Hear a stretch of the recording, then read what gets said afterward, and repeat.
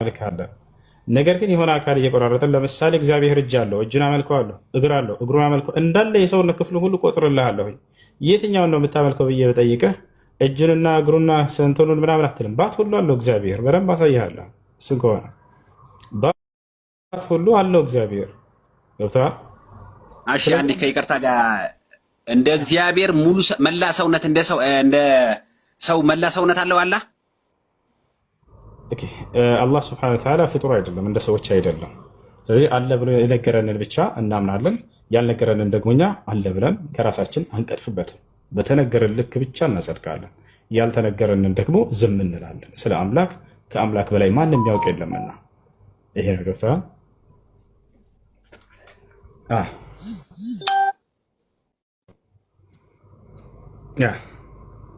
አሁን እግዚአብሔር አብም ወልድም መንፈስ ቅዱስም የሚገርምህ ሁሉ በእኔና በአንተ ላይ ያለው ሁሉ አላቸው፣ ባት ሳይቀር ማለት ነው። ሁሉ ነገር አላቸው። አብም ወልድም መንፈስ ቅዱስም ላሳየህ።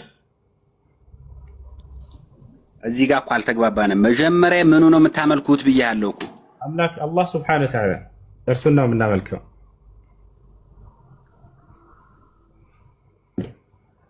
እሺ አንድ ጥያቄ መልስልኝና ማለት ነው እኔ አሁን ስልኩ አንደኛው ስልኬ ስለዘጋብኝ ነው። ነገ በማስረጃ በመረጃ እመጣልሃለሁ።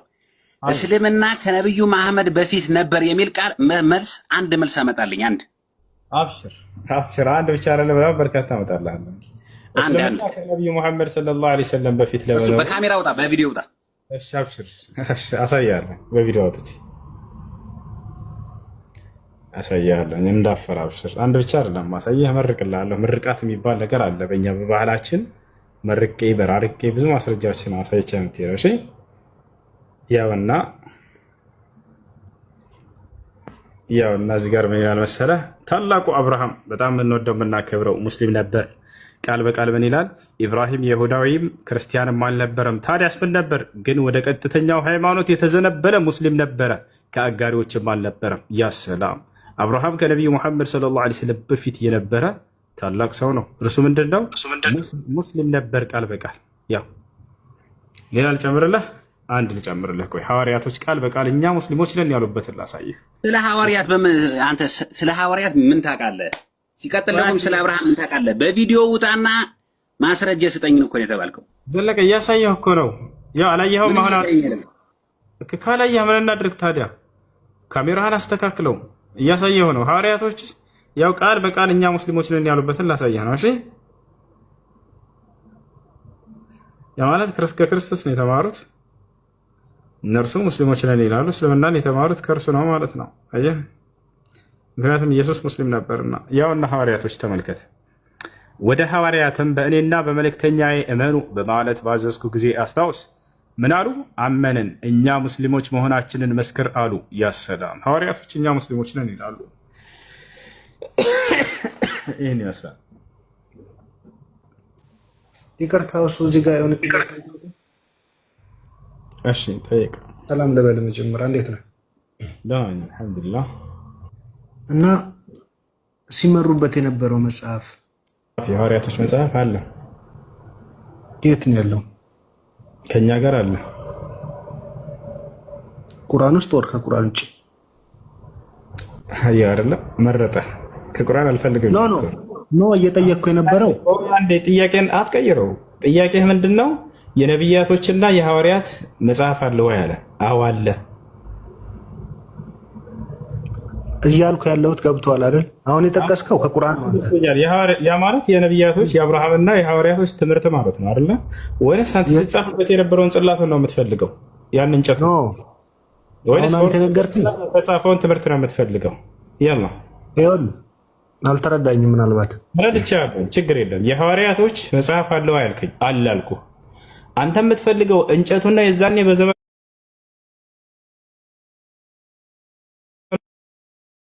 ቃል ቤተክርስቲያን ነች የምታስተምራቸው። አንድ ቤት አድርጉኝ። አሎ ስጋ ሳይገለጥ በፊት ወጣላ አይደለ? ኢየሱስ ሙሉ አካል እንዳለው እኔም አንተም እናምናለን። የኔ አንተ ጨርሰልኝ፣ መጀመሪያ ስለ አላህ ጨርሰልኝ።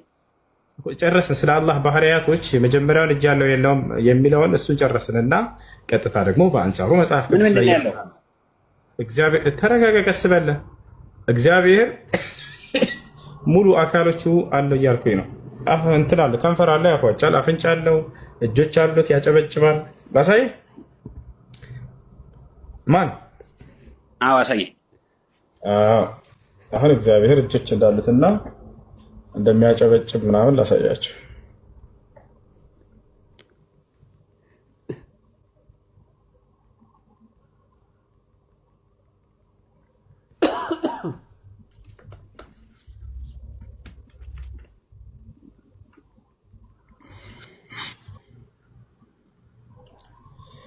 ያ ሰላም ያ ሰላም ያ ሰላም ያ ሰላም።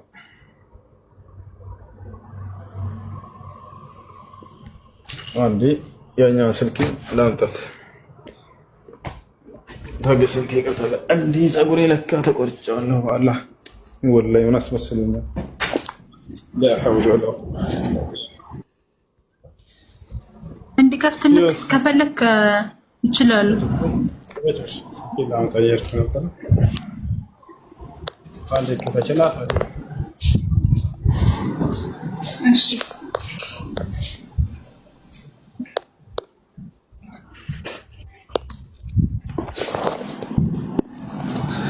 ምዕራፍና ቁጥር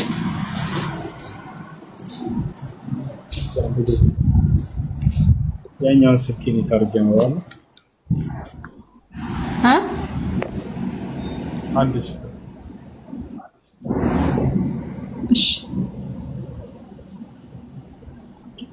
እሺ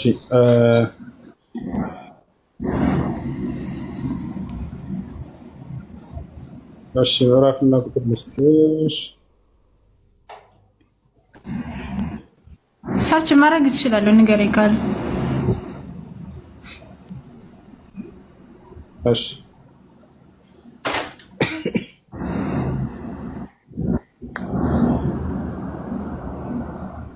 እሺ አጨበጭባለሁ ብለሽ ሰርች አድርጊ። ምን ምን እግዚአብሔር በእጆቼ አጨበጭባለሁ ብለሽ እባክህ። አዎ ወላሂ ሳያለሁ። አብሽር እንዳፈረ ንግግር የሚቀነው በማስረጃ እንጂ ለማስረጃ እና እንዳለ ስልኬ ያው ይታያል። እኔ ደግሞ አለ እግዚአብሔር እኔ ደግሞ በእጄ አጨበጭባለሁ መዓቴንም እጨርሳለሁ። እኔ እግዚአብሔር ተናግሬያለሁ አለ አላህ። እግዚአብሔር አይደለም ከላይ ምዕራፉ ምንድን ነው የሚለው? የምን ኬታ መጣኸው ነው? ያው መጽሐፍ ቅዱስ ሕዝቅኤል። የምን መጽሐፍ ቅዱስ ነው? መጽሐፍ ቅዱስ ሕዝቅኤል ምዕራፍ 21 ቁጥር 17 ላይ እግዚአብሔር ነኝ በእጆቼ አጨበጭባለሁ እያለ ምን ትላለህ? ባይብል ነው። እሺ መጽሐፍ ቅዱስ ይታያል። ባይብል ይሄ ቀጥታ ይሄ ቢያና ብቻ አይደለም። እግዚአብሔር ከንፈር አለው፣ በከንፈሩ ያፏጫል። ማን? እሺ ስማ፣ አላህ ባቱን ነው አይኑን ነው ምኑ ነው የምታመልኩት እናንተ? አላህ እግዚአብሔር ያፏጫል ነው ያልከው፣ ችግር የለውም እሱ አካል አለው ብለን እንያዘው። ግን አላህ ምኑ ነው የምታመልኩት? እዚህ ጋር ያዘልኝ፣ በስነ ስርዓት መልስልኝ። አብሽር መልስልሃለሁ። ተበል እሺ፣ አትናደድ። እሺ ረጋ መልስልሃለሁ። የተናደደ ሰይስልኝ አልተናደድኩም። አዳም ተመልስልኝ፣ ችግር የለውም። አምላክ አላህ ሱብሓነሁ ወተዓላ ስናመልክ ጊዜ እኛ እንትን አንልም። ምንድን ነው የሚባለው? ይሄ እጁ ይሄ እግሩ ይሄ እንትኑ ብለን ቆራርጠን የምናመልክ ነገር አይደለንም። እኛ ገብቶሃል አይደለ? አምላክ አላህ ሱብሓነሁ ወተዓላ አምላክ ነው። እርሱን በማንነቱ አላህ ሱብሓነሁ ወተዓላ እናመልካለን። ነገር ግን የሆነ አካል እየቆራረጥን ለምሳሌ እግዚአብሔር እጅ አለው፣ እጁን አመልከዋለሁ፣ እግር አለው፣ እግሩን አመልከው እንዳለ የሰውነት ክፍሉ ሁሉ ቆጥርልሃለሁ። የትኛውን ነው የምታመልከው ብዬ በጠይቅህ እጁንና እግሩና ስንትኑን ምናምን አትልም። ባት ሁሉ አለው እግዚአብሔር። በደንብ አሳይሃለሁ። እሱን ከሆነ ባት ሁሉ አለው እግዚአብሔር። ገብቶሃል? እሺ አንዴ ከይቅርታ ጋር እንደ እግዚአብሔር ሙሉ መላ ሰውነት እንደ ሰው መላ ሰውነት አለው አላህ። ኦኬ አላህ ሱብሓነሁ ወተዓላ ፍጡር አይደለም፣ እንደ ሰዎች አይደለም። ስለዚህ አለ ብሎ የነገረንን ብቻ እናምናለን፣ ያልነገረንን ደግሞ እኛ አለ ብለን ከራሳችን አንቀጥፍበትም። በተነገረን ልክ ብቻ እናጸድቃለን። ያልተነገረንን ደግሞ ዝም እንላለን። ስለ አምላክ ከአምላክ በላይ ማንም ያውቅ የለምና ይሄ ነው ገብቶሃል?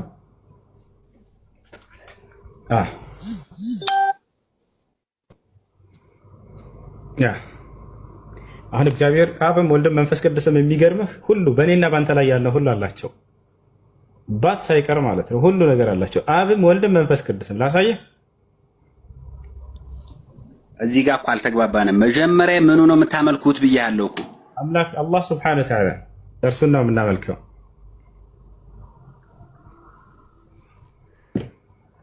እሺ አንድ ጥያቄ መልስልኝና ማለት ነው። እኔ አሁን ስልኩ አንደኛው ስልክ ስለዘጋብኝ ነው። ነገ በማስረጃ በመረጃ እመጣልሃለሁ። እስልምና ከነብዩ መሐመድ በፊት ነበር የሚል ቃል መልስ አንድ መልስ አመጣልኝ። አንድ አብሽር አብሽር። አንድ ብቻ አይደለም በጣም በርካታ አመጣልሃለሁ። እስልምና ከነብዩ መሐመድ ሰለላሁ ዐለይሂ ወሰለም በፊት ለምን በካሜራ ውጣ፣ በቪዲዮ ውጣ። እሺ አብሽር፣ አሳያለሁ። በቪዲዮ አውጥቼ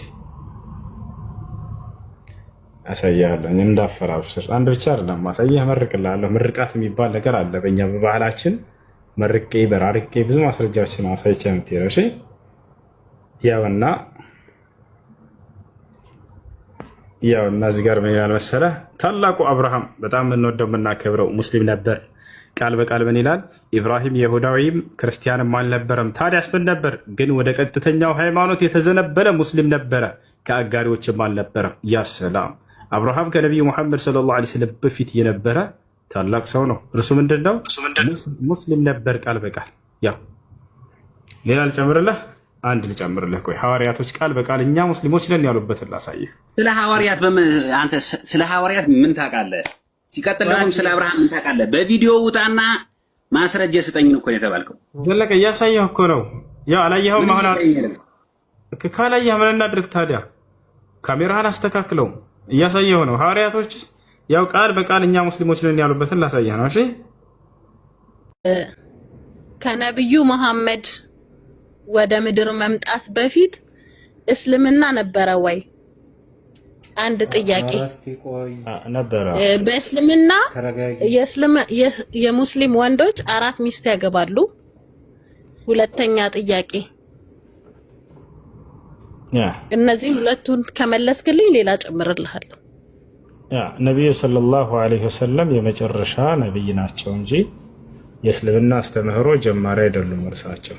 አላህ በቁርአን ላይ ሲናገር ቁል ማ ኩንቱ ቢድዐን ሚነ ሩሱል፣ ሙሐመድ ሆይ እኔ የመልእክተኞች መጀመሪያ አይደለሁም በላቸው ይላል። ይህ እርሳቸው ምንድናቸው ታዲያ ከተባለ የነቢያቶች መጨረሻ ናቸው። ወኻተመ ነቢይ ወላኪን ረሱሉላህ ወኻተመ ነቢይን ይላል። ሙሐመድ ግን የእኔ የአላህ መልእክተኛ የነቢያቶች ሁሉ መደምደሚያ ነው እያለ ይናገራል። ስለዚህ እርሳቸው ከነቢያቶች ሁሉ የመጨረሻ ነቢይ ናቸው። የእስልምና አስተምህሮ ነቢ ሰለላሁ ዐለይሂ ወሰለም ናቸው ወይ የጀመሩት? አይደለም። ከእርሳቸው በፊት እንዳለ ነቢያቶች ሁሉ ኢስላምን ሲያስተምሩ ነበረ። ለምሳሌ ያዕቆብን ብንወስድ ምን አለ ያዕቆብ? ወያዕቆብ ያ በንየ ኢነላህ አስጠፋ ለኩም ዲን ፈላ ተሙቱና ኢላ ወአንቱም ሙስሊሙን ይላል። ልጆቼ ሆይ አለ ያዕቆብ ለልጆቹ፣ እነሆ አምላካችሁ አላህ አንድ ሃይማኖትን ብቻ መርጦላቸዋል፣ አደራ ልጆቼ ሙስሊሞች ሆናችሁ እንጂ አትሙቱ አላቸው ይላል። አደራ ሙስሊሞች ሆናችሁ እንጂ አትሙቱ አላቸው ይላል። ልክ እንዲሁ ሐዋርያቶች ምን አሉ? ወሽሀድ ቢአንና ሙስሊሙን፣ እኛ ሙስሊሞች መሆናችንን መስክር አሉ ይላል። ልክ እንዲሁ ሙሳ ለህዝቦቹ ምን አላቸው? ወኢዝ ቃለ ሙሳ ሊቀውሚሂ ኢንኩንቱም አመንቱም ቢላሂ ፈዐለይሂ ተወከሉ ኢንኩንቱም ሙስሊሚን። ህዝቦቼ ሆይ አለ ሙሳ በአላህ የምታምኑ እንደሆናችሁ እንዲሁም ሙስሊሞች እንደሆናችሁ በእርሱ ላይ ተመኩ አላቸው ይላል። ህዝቦቹ ሙስሊም እንደሆነ ቃል በቃል ተናገሩ። ረበና አፍሪግ ዐለይና ሰብረን ወተወፈና ሙስሊሚን አሉ የሙሳ ህዝቦች። ሙስሊም አድርገህ ግደለን አሉ። ዮሴፍ የያዕቆብ ልጅ ምን አለ? ተወፈኒ ሙስሊመን ወአልሒቅኒ ብሳሊሒን አለ። አምላክ ያላህ ሆይ ሙስሊም አድርገህ ግደለኝ በደጋጎችም አስጠጋኝ በቀጣዩ ዓለም አለ ይላል። ይቅርታ ለምሳሌ ሰው እስልምናን ሲቀበል በነብዩ መሐመድ ነው አይደለ ፕሮሚስ የሚያደርገው? በየሁሉም ነብያት በአሁን ዘመን በአንዱ በአላህ ይመሰክርና ነቢዩ ሙሐመድ ሰለላሁ ዐለይሂ ወሰለም እንደ ነቢይ ናቸው ብሎ ይመሰክራል። በዒሳ ዘመን ወይ ልጨርስ ጨርስ። ቆይ አትንገረኝ። እኔ መጀመሪያ ጥያቄ ሙሉ እስከ ጨርስ ድረስ አዳምጡ። መልስ ከጀመራችሁ ክርስቲያኖች እባካችሁ ትዕግስት ይኑራችሁ። ገብቶሻል አይደለ? ሙሉ አይደለም የጠየቅኩህን ጥያቄ ሙሉ ላድርግልህ አንድ ጊዜ ማለት ነው። ለምሳሌ በአላህና በነብዩ መሐመድ ሚት አታድርጉት። ትጨርስ አልኩኝ አይደል? አድሜኖች ተው። ቀጥይ። በአላህና በነብዩ መሐመድ ነብይነት ያመነ ነው እስልምናን አክሰፕት አድርጎ በእስልምና የሚኖር ልመልስ አይደለም ነው። ኤግዛምፕል እሺ መልስልኝ። አይዋ በየዘመናቱ አምላክ አላህ ነቢያቶችን ሲያስነሳ ጊዜ የመጀመሪያው የሸሃዳ ቃል የእርሱን አምላክነት መመስከር፣ ከዚያ በመቀጠል ደግሞ በዘመኑ የተላከለትን ነቢይ የዚያ ዘመን ሰው መመስከር። ለምሳሌ በዚህ ዘመን ነቢዩ ሙሐመድ ሰለላሁ ዐለይሂ ወሰለም ከተላኩበት ዘመን እስከ ዘመኑ ፍጻሜ ድረስ ሰው ወደ ኢስላም ቢገባ አሽሀዱ አን ላ ኢላሀ ኢለላህ ወአነ ሙሐመድን ረሱሉላህ ይላል። የአላህን አምላክነትና የነቢዩ ሙሐመድን ነቢይነት ይመሰክራል።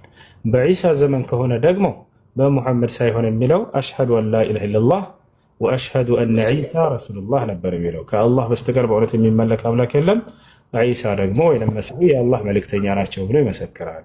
በሙሳ ዘመን ከሆነ ልክ እንደዚሁ በሙሳ ነብይነት ያ ነው። ገብቶሻል አይደል? ያ ማለት ግን የሁሉንም ነብያቶች ነብይነት መቀበል ግድ ይለዋል አንድ ሰው። ይሄን ይመስላል። አይ ለምን? የሁሉም መልእክት አንድ አይነት መልእክት ስለሆነ አንድ ነብይ ነው። ገባኝ። ግን ሰዎች ሰው የሚቀበለው አላህን ከሆነ ለምንድን ነው የሆነ ሰው ማለት ነብይ አስፈላጊ የሆነው ለምንድን ነው? ምክንያቱም ያንን ለምሳሌ አስረዳሽ። ቆይ አልጨረስኩኝም እኮ ቆይ ልንገርክ። ለምሳሌ አላህ አንድ ነው፣ የገነት መግቢያ በር አላህ ነው ወይ ወደ አላህ ነው የምገባው አላህ ኤንድ ኦፍ ኤንድ ነው ካልከኝ ለምንድን ነው የነቢያቶች ስም የሚጠራው? በጣም ጥሩ። ያንን አላህን አምላክን ያገኘ ነው በማን በኩል ነው?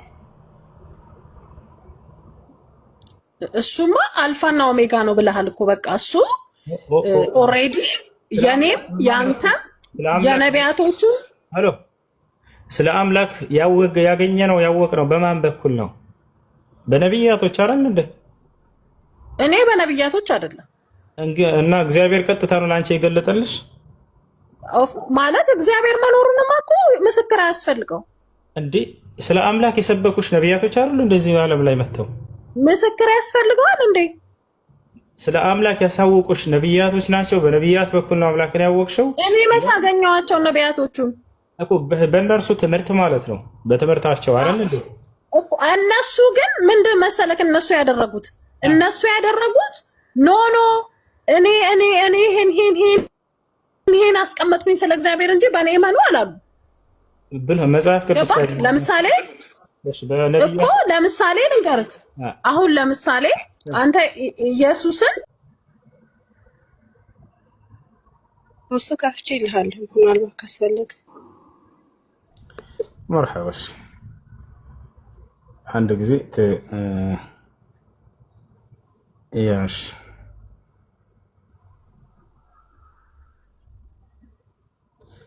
እሺ አንበቢላት አንዴ። እሺ አዳምጪ እህታችን ወገናችን ማለት 20 ላይ ወደ እግዚአብሔርም አቤቱ አምላኪ ሆይ ልጇን ከ17 ምን 20 ላይ አንደኛ ነገስት 17 ምዕራፍ 17 ቁጥር 17 ጀምረሽ ላንብብልሽ። ከዚያም በኋላ የባለቤቱ ልጅ ታመመ፣ ትንፋሹም እስኪታጣ ድረስ ደዌ እጅግ ከባድ ነበረ። እርሷም ኤልያስ ነው ያስነሳው። እዚህ ጋር የሞተውን ሰው ማለት ነው። የእግዚአብሔር ሰው ሆይ ከአንተ ጋር ምን አለኝ? ኃጢአትንስ ታስብ ዘንድ ልጄንስ ትገድል ዘንድ ወደ እኔ መጥተሃልን? አለችው። ኤልያስም ልጅሽን ስጭኝ አላት። ከብቷም ወስዶ ተቀምጦበት ወደ ነበረው ሰገነት አወጣው፣ በአልጋውም ላይ አጋደመው። የሞተው ልጅ ማለት ነው። ወደ እግዚአብሔርም አቤቱ አምላኬ ሆይ ልጇን በመግደልህ ይህችን ትቀበለኝ የነበረችውን ባልቴት እንዲህ ደግሞ አስጨነካትን ብሎ ጮኸ። በብላቴናውም ላይ 3 ጊዜ ተዘረጋበት። ወደ እግዚአብሔርም አቤቱ አምላኬ ሆይ የዚህ ብላቴና ነፍስ ወደ እርሱ ትመለስ ዘንድ እለምናለሁ ብሎ ጮኸ። እግዚአብሔርም የኤልያስን ቃል ሰማ። የብላቴናይቱ ነፍስ ወደ እርሱ ተመለሰች፣ እርሱም ዳነ ይላል። እሺ አንዴ ብለርድ ያደረገው በስነ ስርዓት አሳይኝ። እሺ ከዛስ? ስለዚህ ሙታን ይሄ ነው ከኢየሱስ በተሻለ ያስነሳው። ቆይ ይሄ ሰውዬ ልንገርክ፣ እኔ ልንገርክ ሰምቼ የለ ልመልስልሽ። ጠየቅሽ አሁን አይደለ? ልመልስልሽ። አዳምጪ። ከክርስቶስ በፊት ሙታንን ያስነሳ አለ የለም? እዚህ ጋር ሙታንን እንዳስነሳ ይነግረናል። ምን ታያለሽ? ምንም አለለም። ልንገርክ፣ ሰውየው ትንቢት ነግሯት ነበረ ልጅ እንደምትወልድ። ልጅ አልነበራትም ሴትየዋ። ሙታንን አስነስቷል አላስነሳም? ይኸውልህ አዳምጠኝማ እንዴ፣ አንድ ጊዜ አዳምጠኝ። አንዴ ታዳምጠኛለህ? አትረጋበኝ። ሙታንን አስነስቷል ይላል አይደለም? እዚህ ቦታ ላይ አላስነሳም። ምንድን ነው የሚለው? የሚለው ምን እንደሆነ ልንገርህ። ከፍ ብለህ ከላይ አንብበው። ችግር የለውም። ሰውየው ትንቢት ነገራት። ትንቢት ከነገራት በኋላ ልጅ ወለደች። ልጅ ከወለደች በኋላ ሴትየዋ በአመቱ ልጇ ሞተባት። አዳምጠኛ፣ እየሰማኸኝ? አዳምጠን ሳይሆን እይና አንብቢልን። ከአንድ ጀምረሽ አንብቢው። ከአንድ ጀምረሽ ከፍ በይና ከአንድ ጀምረሽ አንብቢው። ታሪኩን ሙሉውን አውቀዋለሁ። ከኢየሱስ የሚሻል ይኸውልህ፣ ከኢየሱስ የሚሻል በምድርም በሰማይም የለም። አንድ ልነግርህ የምፈልገው ነበረ። ትንቢት ነገራት። ትንቢት ከነገራት በኋላ በአመቱ ወለደች። ከወለደች በኋላ ልጇ ሞተባት። ልጇ ከሞተባት በኋላ ይኸውልህ፣ እኔ ሰምቻለሁ እኮ አይደል? እንደሰማሁህ ስማኝ፣ እኔንም ስማኝ። አንድ ረጋ በይ እስኪ። ቀስ ሰከን በይ በፈጠረሽ። ቀስ ብዬ ነው የምነግርህ። እንድትሰማኝ ስለምፈልግ ነው። ቀስ ብዬ ነው የምነግርህ። ትንቢት ከነገራት በኋላ ይኸውልህ፣ ቆይ ተረጋጊ። ቀስ በይ እሺ። ምን ይላል እዚህ ጋር? አንዴ ቀስ በይ። ያው ኤልያስም ሞተ ይላል አይደለ? ከኔ ጋር ነሽ? ኦንላይን እየሰማሁ ነው። መኖርሽን አረጋግጭልኝ። ኤልያስም ሞተ ይላል፣ ቀበሩትም አለ።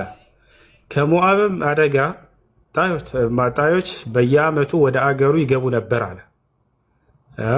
ሰዎችም አንድ ሰው ሲቀብሩ አደጋ ጣዮችን አዩ። ሬሳውንም በኤልሳ መቃብር ጣሉት። ኤልሳ ሙቶ ነበር አይደለ? ከኔ ጋር ነሽ? ኤልሳ ሙቶ ነበር። በሞተው በአስክሬኑ ሬሳውንም በኤልሳ መቃብር ጣሉት። የኤልሳንም አጥንት በነካ ጊዜ ሰውየው ድኖ በእግሩ ቆመ አለ። ሙቶ ሕያው ያደረገ አለ ከክርስቶስ በላይ ማለት ነው። ክርስቶስ በሕይወት እያለ ነው። ይሄ ነብይ ግን ኤልሳ ሙቶ አጥንቱ ላይ ወረወሩት። ያን የሞተባቸውን ሬሳ ወዲያውን በእግሩ ቆሞ ሄደ። ምን ትያለሽ? ኤልያስ ነብይ ነው ሳታነቢ? ይሄው አዳምጠኛ። አንድ ጊዜ ማዳመጥ ትችላለህ? መጽሐፉን አንብዩ። ላንብብልሽ አይደል? የተደማመጥን ኤልያስ ነብይ ነው። ኤልያስ ነብይ ነው። ይሄንን ጸጋ የሰጠው እግዚአብሔር ነው። ምንም የማይካድ ነው። አንተ ወደ ቁርአን ልትገለብጠው ትችላለህ። መብትህ ነው። ይሄው እየሰማህ ቆይ፣ እንደማመጥ። አሁን እኔ አዳምጬ ከለን እንዳዳመጥኩ አዳምጠኝ። ኦር ደግሞ የምትነግረኝ ካለ ንገረኝ። ማትነግረኝ ነገር ካለ ዲቴይሉን እኔ ልንገርህ። ለክርስቶስም ይሄ ጸጋ ተሰጥቶት ነው። ክርስቶስም ተአምር ሲያደርግለት የነበረው አምላክ። ኢየሱስ ክርስቶስማ ሙታን አንስቷል። የአይነ ስውርን አይን አብርቷል። 34 ዓመት ደም የፈሰሳትን ሴት ፈውሷል።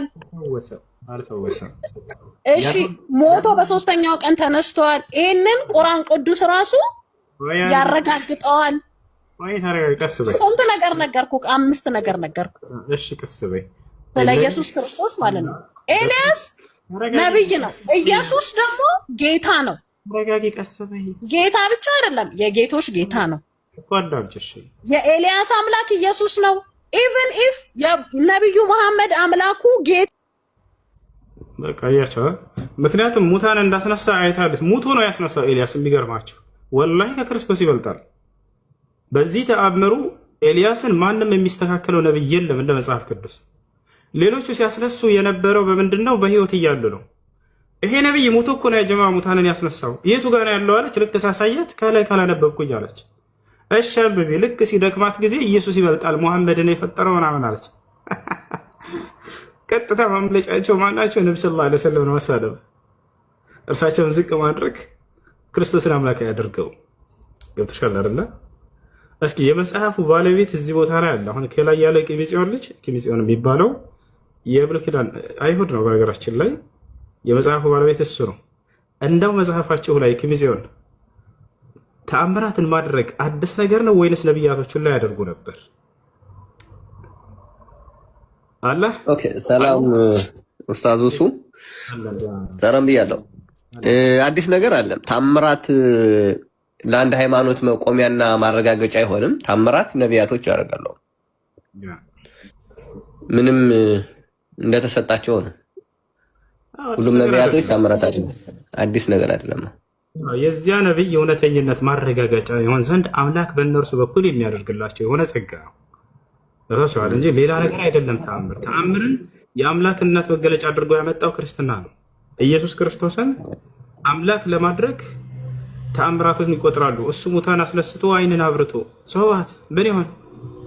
ይሄ እኮ አዲስ ነገር አይደለም። መጽሐፋቸውን ካለማንበብ የተነሳ ነው። ወላሂ ከክርስቶስ በላይ ሙታን ያስነሱ ነፋሉ። መጽሐፍ ብሉይ ኪዳን ላይ ይሄ ሙቶ ነው ያስነሳው ያልኳቸው ኤልሳ በጣም የሚገርም ነው። ይኸው ኤልሳ ሞተ ይላል መጽሐፍ። ተመልከቱ፣ ሙቶ ነው። ሙቶ ተአምር የሰራ ነብይ አለ። ሙቶ ከኢየሱስ ክርስቶስ በራሱ እኮ መነሳት አልቻለም። አምላኩን ያስነሳው እንደ መጽሐፍ ቅዱስ ማለት ነው። 10 ምናምን ጥቅሶች አሉ። ወደ መበስበስ እንዳይመለስ የአባቶቻችን አምላክ እግዚአብሔር አስነሳው ይላል። ይሄ ግን ሙቶ ተአምር ይሰራል። እዚያ ሆኖ ተመልከቱ፣ ይሄ ነብይ ማለት ነው። ኤልሳ ሞተ፣ ቀበሩትም። ከሞዓብ አደጋ ጣዮች በየዓመቱ ወደ አገሩ ይገቡ ነበረ። ሰዎችም አንድ ሰው ሲቀብሩ አደጋ ጣዮችን አዩ። ሬሳውንም በኤልሳ መቃብር ጣሉት። የኤልሳንም አጥንት በነካ ጊዜ ሰውየው ድኖ በእግሩ ቆመ ይላል። ያሰላም ሙቶ ተአምር የሰራ ነብይ ኤልሳ ይላል። አላህ ስብሐነሁ ወተዓላ በቁርአን ላይ አልየሳዕ ብሎ ገልጾታል። ታላቅ ነብይ ነው። ከነቢያቶች መካከል አንድ ነብይ ነው። ይህን የነብያቶችን ተአምር ሽምጥጥ አድርገው ክደው ኢየሱስ ክርስቶስን አምላክ ሊያደርጉበት ተነስተዋል። ክርስቲያኖች አያስኬድም። ቆም ብላችሁ አስቡ። ክርስቶስ የሰራቸውን ተአምራቶች ሰርተዋቸዋል የቀደሙት ነብያት። ሙታን ማስነሳት፣ ሌላም አይን ማብራት፣ ሌላም ጥያቄ ልጠይቅህ ነው። እሺ፣ ጥያቄ ነው። ፈቃደኛ ከሆንህ እሺ፣ ጥያቄ ነው። ጠይቅ።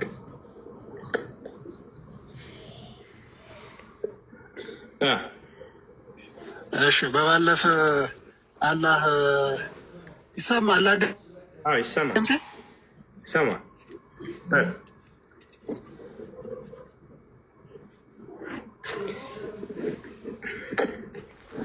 እሱ ይሰማል። ከእሱ ጋር የዘገየበት ነው መሰለኝ። ይሰማል።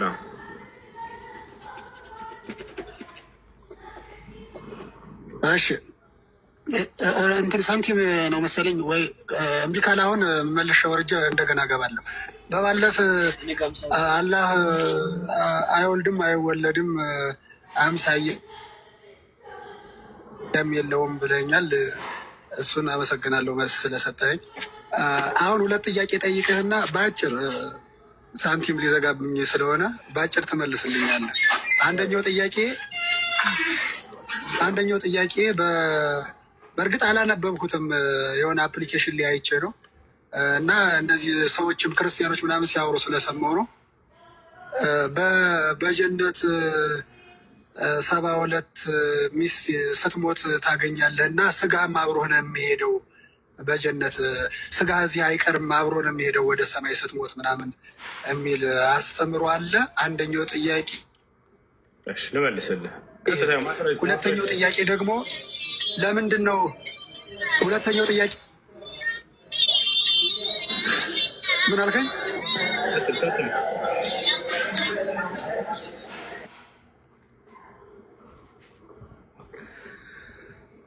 እሺ ይሰማል። ብዙ ጊዜ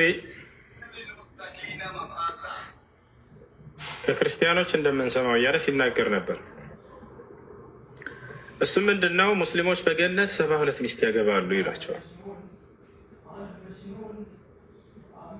ስለዚህ የወሲብ ዓለም ነው ምናምን ብለው ጭንቅላታቸው ላይ ይሄን ነገር ያረክሱላቸዋል።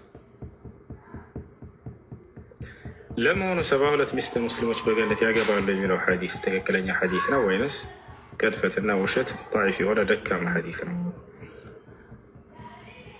ውሸት የሆነ ضعيف የሆነ ሐዲስ ነው። በነብዩ ሰለላሁ ዐለይሂ ወሰለም ላይ የተቀጠፈና የተዋሸ ضعيف ደካማ የሆነ ሐዲስ ነው። ማስረጃ ክርስቲያኖች በራሳቸው ሂዳቸው ለማየት ሞክሩ እባካችሁ። አሁን አሳያቸዋለሁ ከነ ቁጥሩ ማለት ነው። እናንተ በልባችሁ ውስጥ ለእስልምና የሆነ ጥላቻ እንዲኖራችሁ ይላችኋል። ከሚያደርጉባችሁ ነገር ምንድን ነው? ሙስሊሞች በገነት ውስጥ 72 ሚስት ያገባሉ የሚለው ቃል ነው። አንደኛ ሐዲሱ ደካማ ነው፣ ውሸት የሆነ ሐዲስ ነው። አንዴ ላሳያችሁ በማስረጃ እንድታዩ ዘንድ ቁጥሩን በራሳችሁ ይዛችሁ ሄዳችሁ ማየት ማረጋገጥ ትችላላችሁ። ያውና ያዙት እዚህ ጋር ሱነን ኢብኑ ማጃህ 4337 ያዙትና በራሳቸው አረጋግጡ። ሱነን ኢብኑ ማጃህ 4337 ላይ ይገኛል። ምን ይላል መሰላችሁ ሐዲሱ? عن أبي أمامة قال قال رسول الله صلى الله عليه وسلم ما من أحد يدخله الله الجنة إلا زوجه الله عز وجل 72 زوجة الله عندنا سو جنة أسكبهم بجنة وسط 72 مستوشن يعقبوا بيكون جيلا. هذا يحدث درجة من دنو كتبالة تملكة الززقة ضعيف إلى دكا ما وشتي ولا حديثا ضعيف هنا حديثا تقبلنا لله دكا ما هنا حديثا قلتاش ولا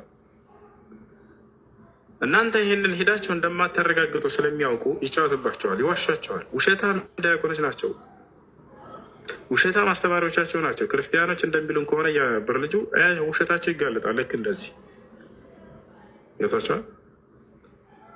እና ውሸት የሆነ ሐዲስ ነው፣ ضعيف የሆነ ሐዲስ ነው። በእርሳቸው በነብዩ ሰለላሁ ዐለይሂ ወሰለም ላይ ያለነትን ብለዋል ብለው የተቀጠፈባቸዋል። ይህ ነው ሱነን ኢብኑ ማጃህ 4337 ሱና ዶትኮም ላይ ሄዳችሁ ገብታችሁ እሺ፣ አመሰግናለሁ።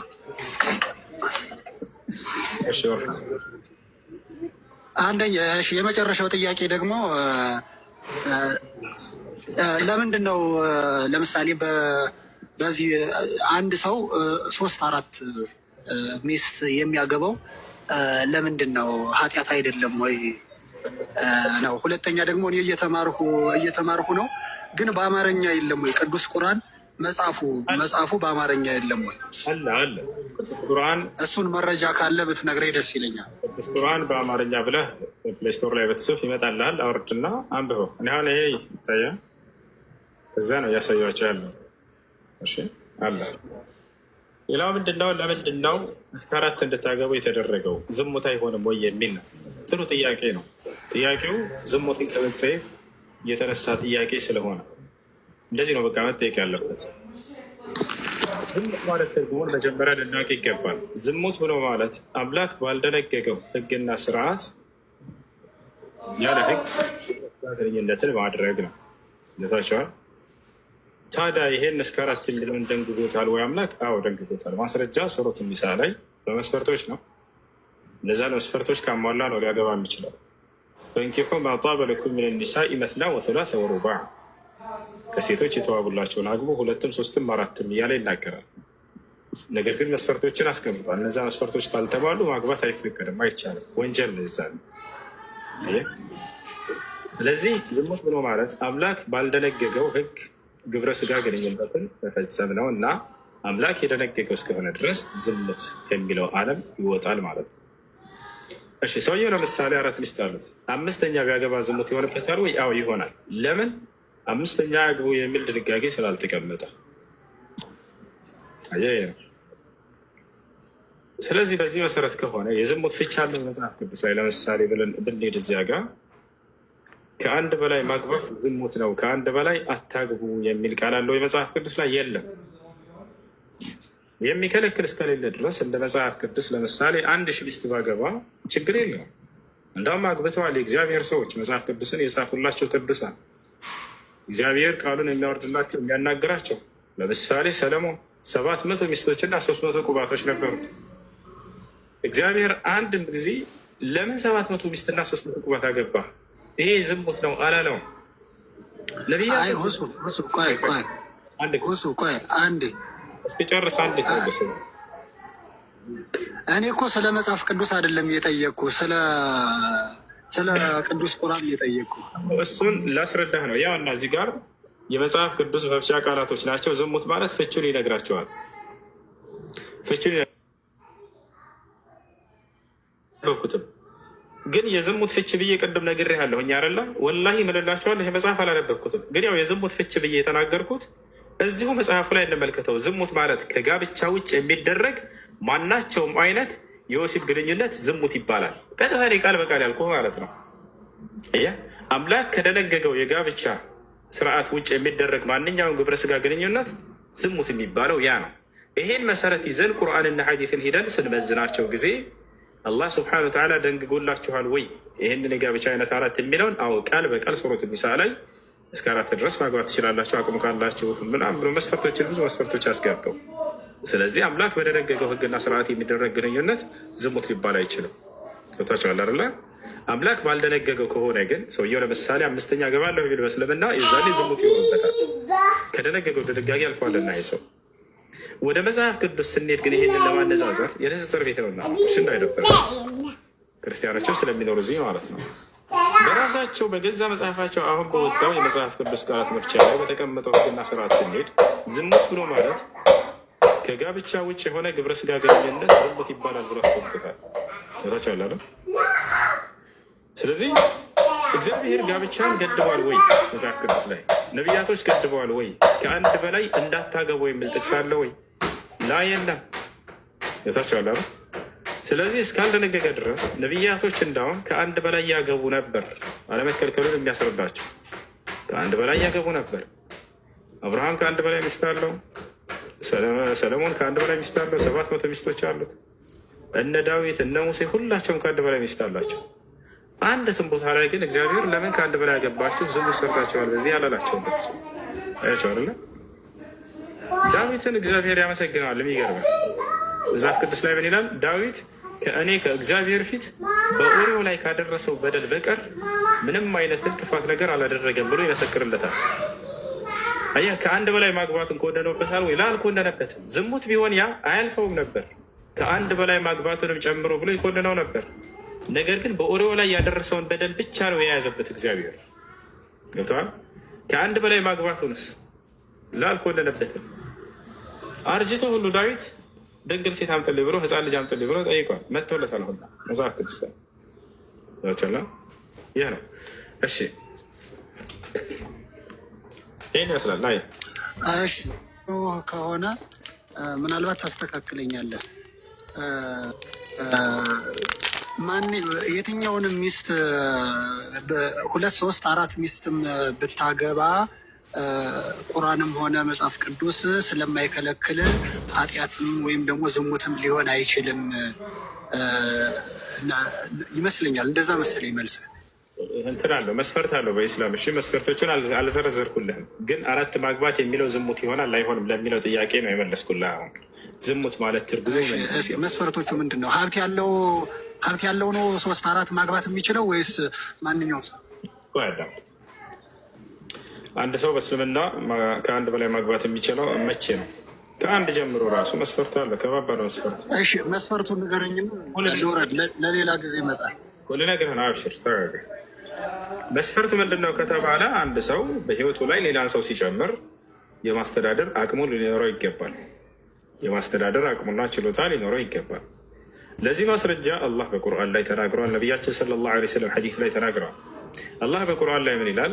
ወአንኪሑ ልአያማ ሚንኩም ወሳሊሒነ ሚን ዒባዲኩም ወኢማኢኩም እየኩኑ ፉቀራ ዩግኒሂም ላሁ ሚን ፈድሊሂ ወላሁ ዋሲዑን ዓሊም ወሊየስተዕፊፊ ለዚነ ላ የጅዱነ ኒካሐን ሐታ ዩግኒየሁም ላሁ ሚን ፈድሊሂ ይላል። እነዚያ ለማግባት አቅም ያላገኙ ሰዎች፣ ያልቻሉ ሰዎች አላህ ከትሩፋቱና ከጸጋው እስኪያብቃቃቸው ድረስ ይቆጠቡ ከጋብቻ ይላል። አየህ። ስለዚህ አንድ ሰው ወደ ጋብቻ ሊገባ የሚችለው የማስተዳደር አቅሙና ችሎታ ሲኖረው ጊዜ ነው። ካልኖረው ግን ከጋብቻ ተቆጠቡ ብሎ አላህ አዟል። በራስ ህይወት ላይ ሌላን ሰው ለመጨመር ሲፈልግ ሰውየው ራሱን ችሎ እርሷን ሊያስተዳድርባት አቅም ሲችልና ሲኖረው ጊዜ ነው። ከሐዲት ማስረጃ ቃለ ነቢዩ ሰለላሁ ዐለይሂ ወሰለም ያ መዕሸረ ሸባብ መን ስተጣዐ ሚንኩም ልባአተ ፈልየተዘወጅ ወመን ለም የስተጣዕ ፈዐለይህ ብሰውም ፈኢነሁ ለሁ ዊጃእ። ነቢያችን ሰለላሁ ዐለይሂ ወሰለም ምን አሉ? ወጣቶችን አንዴ ሰብሰብ ብሎ አግኝተዋቸው የነገሯቸው እናንተ የወጣት ስብስቦች ሆይ ከእናንተ የጋብቻን ጣጣ መቋቋም የሚችል ካለ ያግባሉ። አየህ። ስለዚህ አንደኛው መስፈርት ምንድን ነው? የጋብቻን ጣጣ መቋቋም የሚችል የማስተዳደር አቅሙ ያለው ሰው መሆን አለበት። ሌላ ሐዲስ ማስረጃ ልስጥህ። ጃአ ረጁሉን ኢለ ነቢይ ሰለላሁ ዐለይሂ ወሰለም ወቃለ ያ ረሱለላህ هل لزوجاتنا علينا حقا؟ فقال له النبي صلى الله عليه وسلم نعم، أن تطعمها إذا طعمت وتكسوها إذا اكتسيت ولا تضرب الوجه ولا تقبه وألا تهجرها إلا في البيت. عند سول النبي صلى الله عليه وسلم زند بمتات طيقاتشو أنتو يا الله ملك تنجاوي ለመሆኑ ሚስቶቻችን በእኛ ላይ ሀቅ አላቸው መብት አላቸው ወይ ብለው ጠየቀ። ነብዩ ሰለላሁ ዐለይሂ ወሰለም አሉ፣ አዋላቸው፣ ስትበሉ ልታበሏቸው፣ ስትጠጡ ልታጠጧቸው፣ ስትለብሱ ልታለብሷቸው ብለው የማስተዳደር አቅሙና ችሎታ ሊኖረው እንደሚገባ ነግረውታል። ያን ካላደረገ ግን ማግባት አይችልም። አንድም ራሱ አያርና ያልቻለ ሰው ምን ያድርግ ሲባሉ ጊዜ ሲቀጥሉ ምን አሉ? ወመን ለም የስተጢዕ ፈዐለይህ ቢሶም፣ ያልቻለ ሰው ጾምን ይዞ ማለት ይህን ይመስላል። እና ስለዚህ የማስተዳደር አቅሙና ችሎታ ሊኖረው ይገባል። ከአንድ በላይ ማግባት ይፈልግ ሰውየው። ሁለተኛው መስፈርት ምንድን ነው? ሁለተኛና ከዚያ በላይ የፈለገ ሰው አንድ ሊጨምርልህ ሌላ ከባድ መስፈርት አለ። የፈለገ ሰውየው ሀብታም ስለሆነ እንዳው የዓለም ገንዘብ እንዳው በእጁ ቢሆን የማስተዳደር አቅሙ ስለቻለ ብቻ ማግባት ይችላል ወይ? ላ አይችልም። ገንዘብ አይደለም ዋናው ነገር። ዋናው ነገር እርሱ አይደለም። ከዚያ በኋላ ከባድ መስፈርት አለ በኢስላም። እንዲህ ዝም ብሎ በከንቱ አይደለም ማግባት የተፈቀደው። ሁለተኛ ሶስተኛ እነዚህ መስፈርት ካላሟላ ማግባት አይፈቀድለትም። ቢያገባ ቅጣት ይጠብቀዋል። የሚገርማቸው ቅጣቱ ምንድን ነው የሚለውን ሁሉ ነገራቸዋለሁ። እርሱም ሁለተኛ ምንድን ነው? ሁለተኛና ሶስተኛ ከዚያ በላይ ማግባት ይፈልግ እስከ አራት ሰውየው የማስተዳደር አቅሙና ችሎታው መኖሩ ብቻ ሳይሆን ፍትሃዊነት። ይሄ ነው ትልቁ መስፈርት። ምክንያቱም አብዛኛው ሰው ሲያገባ ጊዜ ከመጀመሪያቱ ይልቅ ሁለተኛዋን አዲስ የሚያገባትን ይበልጥ አስበልጦ ሌላ ትኩረት ይሰጣል። ያችኛዋን ወደ መተው ይሄዳል። ይህን የሚያደርግ ከሆነ አይፈቀድለትም፣ ከልክሏል አላህ። ወዲያው ምን አለ? ሁለትም ሶስትም አራትም አግቡ ካለ በኋላ ሱረቱ ኒሳ ላይ ፈኢን ኺፍቱም አላ ተዕዲሉ ፈዋሒደተን አለ። ነገር ግን ፍትሃን አናደርግም ብላችሁ ከፈራችሁ በሚስቶቻችሁ መካከል የዛንዴ አንዲት ብቻ አግቡ፣ ከአንድ በላይ እንዳታገቡ ብሏል። ዝሙት ይሆናል፣ ኃጢአት ይሆናል። የዛኔ ከአንድ በላይ ማግባቱ ወንጀል ይሆንበታል በእርሱ ላይ። አየህ አይደለም? ፍትሃዊ መሆን አለበት። የማስተዳደር አቅሙና ችሎታው ሊኖረው ይገባል። በሚስቶቹ መካከል ሊያዳላ አይገባም። በመካከላቸው ፍትህ ሊያደርግ እሱን ነው ያልኩህ። ብዙ ጊዜ ሚዲያ ላይ የምሰማው አመሰግናለሁ። እሱን ነው ያልኩህ። ብዙ ጊዜ ሚዲያ ላይ ሀብት ያላቸው ብቻ ናቸው አራት አምስት ሴት የሚያገቡት ስለሚባል እሱን ነው እኔ ማወቅ የፈለግኩት። በጣም አመሰግናለሁ። ተመልሶልኛል። እንደዚሁ ደግሞ ጥያቄ ካለኝ እያነበብኩ ስለሆነ እመጣለሁ፣ ጠይቃለሁ። አመሰግናለሁ። መርሐባ። አሁን ልጨርስላችሁ። ቅጣቱ ምንድን ነው ታዲያ? ሰውየው የማስተዳደር አቅሙ ሳይኖረው ወይም ደግሞ ፍትሃዊ መሆን ሳይችል ያገባ ሰው በምድር ላይ ሁለትና ከዚያ በላይ ቅጣት አለበት ወይ? አዎ፣ ቅጣት ይጠብቀዋል። ነቢያችን ሰለላሁ ዐለይሂ ወሰለም ሐዲስ ላይ ምን አሉ? መን ካነት ዒንደሁ እምረአታኒ ፊ ዱንያ ፈለም ያዕዲል በይነሁማ ጃአ የውመ ልቅያመቲ ወሽቁሁ ሳቂጣ ነው። وفي رواية أخرى قال النبي صلى الله عليه وسلم من كانت عنده امرأتان في الدنيا فمال إلى إحداهما جاء يوم القيامة وشقه مايل. በምድራዊ ህይወቱ ላይ ሲኖር ሁለት ሚስት ኑረውት በመካከላቸው ፍትህን ያላደረገ ባል ነገ የትንሣኤ ቀን አንድ ጎኑ ወድቆ በአንድ ጎኑ ብቻ ይመጣል አሉ። ግማሽ ሰው እንዲህ ተቆርጦ ይመጣል። ምክንያቱም ፍትህን አላደረገም። በሚስቶች መካከል ቅጣት ነው የሚጠብቀው። ክልክል ነው። የማስተዳደር አቅሙ ሳይኖረው ሰውየው ለምሳሌ አንድ ሚስቱን ሳውዲ ልክና ከዚያ እዛ ሁለተኛ ተፈቅዷል ላገባለሁኝ ይላል። ሚስትህን ከስደት አውጣ መጀመሪያ። እርሷን በደንብ አድርገህ ማስተዳደር ስትችል ጊዜ ነው ሁለተኛ ማግባት የምትችለው። አላህ ፈቅዷል እኮ እንደዚህ። ለአላህ ሲፈቅድ ጊዜ መስፈርቶችን አስቀምጧል። ሶላትን ስገዱ ሲል ጊዜ ውዱ መስፈርት አድርጓል፣ ባህራ መስፈርት አድርጓል። ዝም ብላቸው ስገዱ ችግር የለውም ይሄ አይባልም አይባልም፣ መስፈርቶች አሉት። ስለዚህ ያንን መስፈርት ካላሟላ ማግባት አይፈቀድለትም። አንድ ሚስቱን ስደት ላይ አድርጎ ከዛ አሁን ደግሞ ቅድም የተናገርከውን እንትን አልከው ማለት ማስተዳደር ካልቻለ የሚለው ቃል ታዲያ ማስተዳደር የሚችለው እኮ ገንዘብ ሲኖረው ነው አይደለ?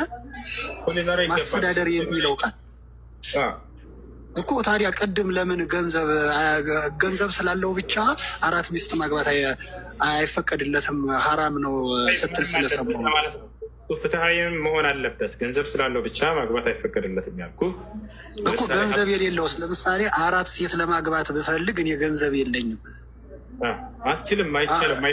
ግልጽ አድርግልኝ። ያኛው ገንዘብ ስላለው ብቻ ማግባት አይችልም አልከኝ። እኔስ ገንዘብ ሳይኖረኝ 4 ሚስት ባገባ አይቻልም አልከኝ። እንዴት ነው ይሄ? አይጋጭም ወይ? አይጋጭም። የመጀመሪያው ገንዘብ ስላለው ብቻ ማግባት አይፈቀድለትም እስከ 4 ያልኩህ፣ ሁለተኛው መስፈርትም ሊያሟላ ይገባል። ፍትሃዊ መሆን አለበት ለማለት ነው። ለምሳሌ ሰውየው ዓለምን የሚሞላ ገንዘብ አለው እንበል፣ ግን በሚስቶቹ መካከል ፍትህን ሊያደርግ አይችልም። ይሄ ሰውዬ ለዚህ ሰውዬ ይፈቀድላታል ወይ? አይፈቀድለትም። ገንዘብ ቢኖረውም ይሄ ሰው ያልኩት ለዚህ ነው። ገብታችኋል? ሁለተኛው ደግሞ ምንድን ነው? ሰውየው ድሃ ማስተዳደር አቅሙ የለውም ሚስቶችን። ይሄ ሰውዬ ቢያገባ ከአንድ በላይ ይፈቀድለታል ወይ? ሁለተኛውን የማስተዳደር አቅሙ እስከሌለው ድረስ አይፈቀድለትም። ለዚህ ስለዚህ ሁለቱ የተያያዙ ናቸው። 2 መስፈርቶች አሉ። አንደኛ የማስተዳደር ችሎታ ሊኖረው ይገባል። ሁለተኛ ደግሞ ፍትሃዊ ሊሆን ይገባል። ገብቶሃል አይደለ? ሁለቱንም ያሟላ ነው ማግባት የሚፈቀድለት ከአንድ በላይ ከአንድ ጀምሮ ራሱ። ከሁለቱ አንዱን ግን ያጓድል አይቻልም። ወይ የማስተዳደር አቅም ከሌለው እንዴት አድርጎ ነው የሰው ህይወትን በራሱ ህይወት ላይ ጨምሮ የሚያገባው? አይፈቀድም። ለዚህ ኑሮት ደግሞ ፍትሃዊ መሆን ካልቻለ እንዴት ነው አንዷን እየበደለ አንዷን በደስታ ሊያኖር የሚችለው? አይፈቀድለትም። ፍትሃዊ መሆን የማትችል ከሆነ አላህ ያችኛዋን አምጥተህ እንዳታጨናንቃት፣ ህይወቷ እንዳታበላሽ። ስለዚህ ከአንድ በላይ አታገባባን ተብሎ ከለከለ። ምክንያቱም ሲያገባቸው ጊዜ በፍትህ ሁላቸውም ሊያስተዳድር ይገባል። ይህን ይመስላል። እሺ አይ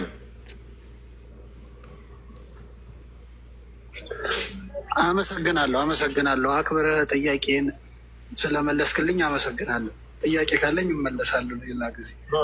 መርሐባ።